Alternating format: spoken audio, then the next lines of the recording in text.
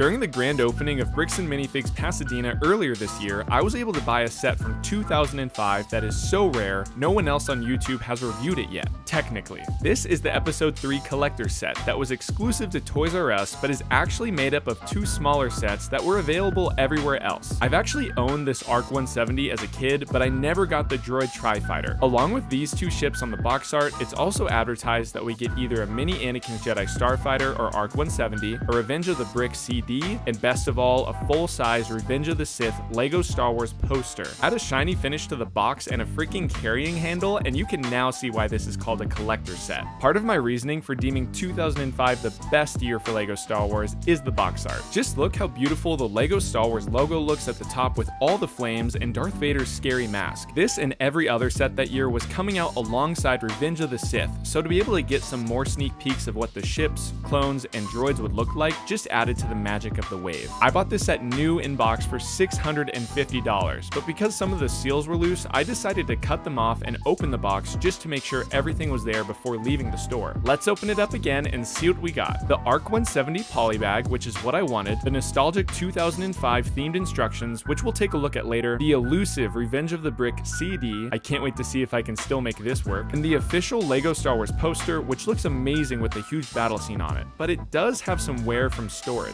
I've actually been looking for a piece of Star Wars artwork to throw on my wall next to my LEGO display, but after seeing the condition this poster's in, I think I can find something a lot better that won't wear over time with the help of today's sponsor. Displate is a company that makes incredible metal posters that can easily hang on your wall with a simple magnet. They were kind enough to send some over, and I'm so excited to show you what I got. To stick with the Revenge of the Sith theme, I picked out a couple designs that will pair nicely with my new collector set. One of my favorite things about this product is that it's a tool-free, safe, and quick process. Each display comes with its own magnet kit, and all you have to do is peel the sticker off, stick it to your wall, and attach your metal poster. Now I'll be able to switch posters in seconds depending on what LEGO sets I have displayed. On their website, they have over 2 million artworks to pick from and have officially licensed designs from Star Wars, Marvel, and Harry Potter. They also just released a new line called Textra that has amazing textile features, 3D contours, and select finishes. With super fast shipping and a premium product, now's the time to check them out and upgrade your LEGO display. Click the link in my description to look at their beautiful artwork and use my affiliate code BRICKMASTER for a discount off your order. Special thanks to Displate for sponsoring this video. Another reason that I claim 2005 to be the best is because a lot of the internal structures and building techniques have stayed the same in the set's remakes like the ARC 170, Vulture Droid,